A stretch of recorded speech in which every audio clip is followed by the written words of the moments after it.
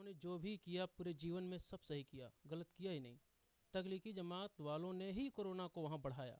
अगर शुरू में ही कंट्रोल किया गया होता, लोग इस तरह से ना बढ़ाए होते तो ऐसा नहीं होता। बस्ती ज़िले में हम हैं इस समय, बस्ती शहर में ही है। और कोरोना का जो दूसरा दौर था, दूसरा दौर तो खैर बहुत ही घातक था, बहुत ही भयावह था। लेकिन पहले दौर में भी बहुत सारे लोगों ने अपनों को खोया, अपने घर परिवार वालों को खोया, रिश्तेदारों को खोया। जिस घर में मैं बैठा हूँ यहाँ पर एक ही परिवार के 3 लोगों की मृत्यु, 2 लोगों की मृत्यु तो एक ही दिन में हुई, और इन दोनों लोगों की माँ की मृत्यु उसके कुछ दिन बाद हुई। ये अज्जू हिंदू युवा वाहिनी से जुड़े हुए थे, यहाँ के ज़िला प्रभारी थे। कोरोना से पीड़ित हुए, उनकी मृत्यु हुई, उनकी बहन की मृत्यु हुई, और कुछ दिन के बाद उनकी माताजी की मृत्यु हो गई। बहुत बड़ा सदमा होता है। उनके बुज़ुर्ग पिताजी हमारे साथ हैं। उनकी जी, आप मुझे ये बताइए कि आपने जो ये झेला है 1.5 साल, क्या गुजरी है, इसको जबान से बयान नहीं कर सकते हैं। फिर भी इन जो बहू और ये बच्चा है, इसकी जिम्मेदारी को सोच करके कि हम इनको निभाना है, देखना है इनको, किसी प्रकार से अपने को मजबूत किए हैं। और बाकी कोई इच्छा मेरी है नहीं।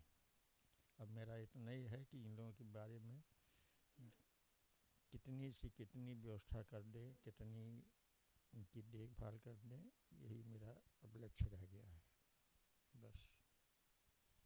बाबू जी, ये अज्जू जी करते क्या थे? कोई बिजनेस करते थे, काम करते थे, या केवल यही संगठन से जुड़े थे? समाज सेवा करते थे और ये हिंदू युवावाहिनी से जुड़े हुए थे, फुल टाइमर थे। और कोई वैसी बात नहीं थी। उनको ये था कि घर परिवार, खेती बाड़ी जो कुछ था, उनको ये था कि पिताजी हैं, पिताजी करेंगे और करते हैं। मैं कर रहा था, वो अस्वस्थ थे कि यही ही करेंगे, और वो इसलिए अपना फुल टाइम संगठन और समाज सेवा में दे रहे थे। अज्जू, इनका पूरा नाम क्या था? अजय कुमार। अजय कुमार जी की बहन भी है, आप बड़ी बहन है, उनकी छोटी बहन है। ये परिवार में कितने लोग थे? उनके पहले उनके आप बता रहे थे कि आपके छोटे भाई की भी डेथ हो गई है। हम 2 भाई 2 बहन थे। जी। तो छोटे भाई को कैंसर हो गया था, तो वो 6 साल पहले एक्सपायर कर गया था। और मेरी छोटी बहन थी, ये मेरे बड़े भाई थे। कि बहुत, चूँकि पहले वाले में तो कम ही रहा लोग, इतनी ज़्यादा मृत्यु लोगों की नहीं हुई, लोग बचे, लेकिन दूसरा वाला बड़ा घातक रहा। तो इसको लेकर के जो इंतज़ाम थे, जो सरकार ने प्रयास किए थे, आप लोगों को क्या लगता है कि कुछ और अच्छा हो सकता था, बेहतर हो सकता था, या फिर चीज़ें ठीक थीं और बीमारी ही ऐसी थी, या? नहीं, इन लोगों के लिए तो चीज़ें ठीक थी। इसमें गवर्नमेंट का कोई वो नहीं, व्यवस्था अच्छा किया महाराज जी ने, लेकिन ईश्वर के आगे सब हार गए, हम लोग भी हार गए। जी। नहीं, पूरी व्यवस्था किया था महाराज जी ने। उसके बाद भी जब दूसरा दौर था, तब की व्यवस्था से भी आप लोग संतुष्ट हैं, या आपको लगता है कि नहीं, कुछ और अच्छा हो सकता नहीं, था? दूसरे में थोड़ा सा माहौल बिगड़ा था, क्योंकि इतना केसेस थे, इतने केसेस थे कि जो हॉस्पिटल गए वो नहीं लौटे, जो घर में क्वारंटाइन थे वो ठीक हो गए। मेरे ही परिवार में बहुत से लोग जो हॉस्पिटल गए वो नहीं लौटे, घर में रहे वो सब स्वस्थ हो गए। तो कहीं ना कहीं दूसरे में थोड़ा सा, लेकिन पहले में नहीं। अज्जू हिंदुस्तानी के कुछ दोस्त लोग हमारे साथ हैं, जो बहुत ही करीबी उनके दोस्त हैं। विनय सिंह जी हैं। विनय जी, आपने जैसा मुझे बताया कि आप लोग एकदम एक साथ ही रहते थे एक तरीके जी से। जी जी। श्रद्धेय स्वर्गीय अज्जू हिंदुस्तानी जी हम लोगों के मार्गदर्शक, और निश्चित तौर पर हमारे संगठन के बस्ती जनपद के अभिभावक बन करके उन्होंने बस्ती जनपद का ही नाम नहीं, पूरे उत्तर प्रदेश के कोने कोने में और भारतवर्ष के कोने कोने में हिंदू युवा वाहिनी का नाम रोशन करने का काम उन्होंने किया था। उनका एक ही लक्ष्य था कि हिंदू राष्ट्र वो देखना चाहते थे, और परम पूज्य महाराज जी को मुख्यमंत्री जो बनने का उनका लक्ष्य था वो तो बना ही लिए थे, लेकिन उनका लक्ष्य अभी बाकी है। उनका लक्ष्य था कि हमारे योगी जी प्रधानमंत्री बन करके और देश को हिंदू राष्ट्र घोषित करें। इस लक्ष्य पर 24 घंटा उनका कोई काम ही नहीं था।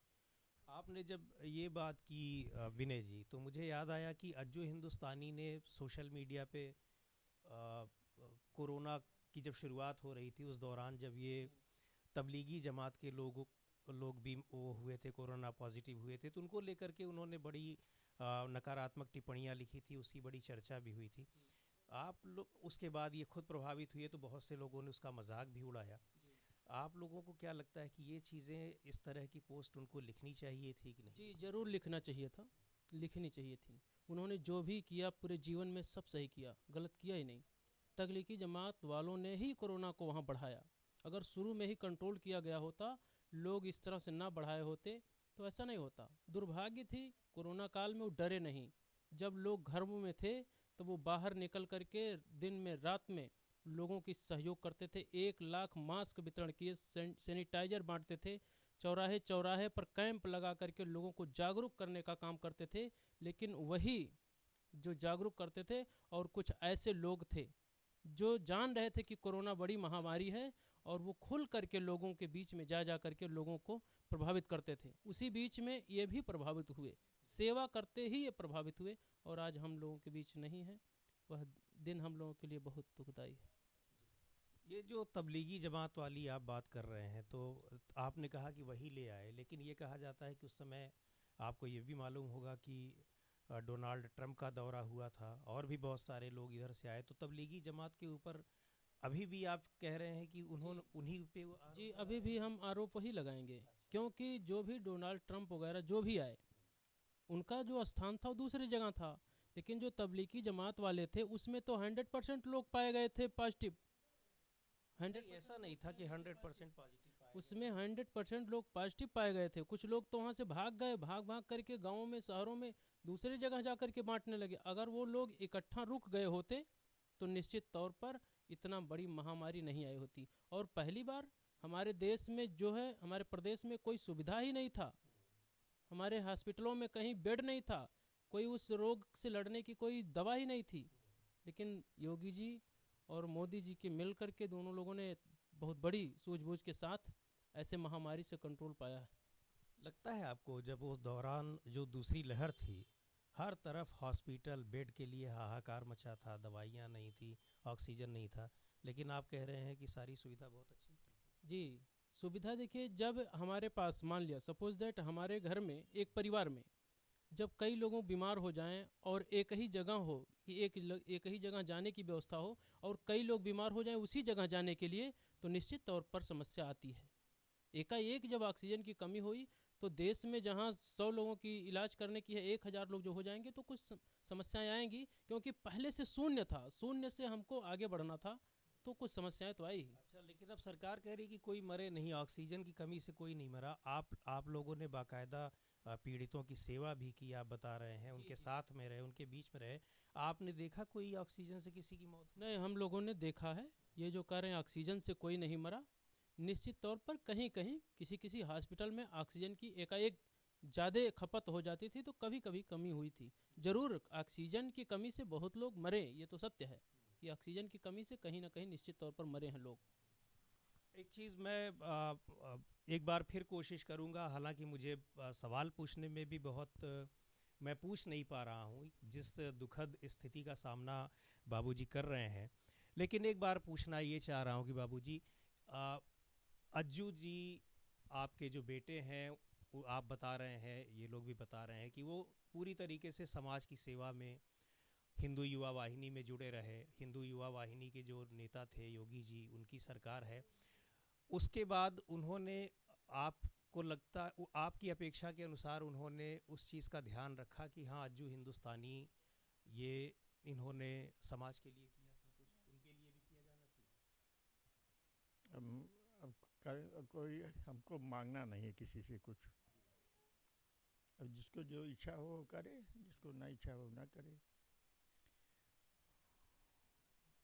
आप बताएंगे कुछ आपको लग रहा है कि जो उसके प्रतिफल के रूप में जो मिलना चाहिए था उनको मिला? नहीं, नहीं मिला, लेकिन मिलना चाहिए था, क्योंकि वो समाज सेवा करते गए हैं, तो मिलना चाहिए था, लेकिन मिला नहीं।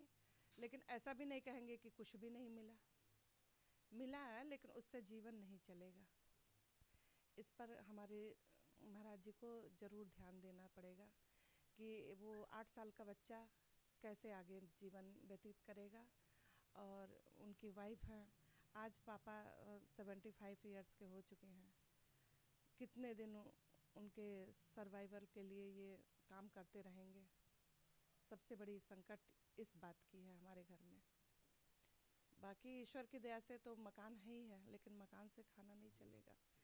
बस तो महाराज आपको क्या लगता है कि क्या होना चाहिए था?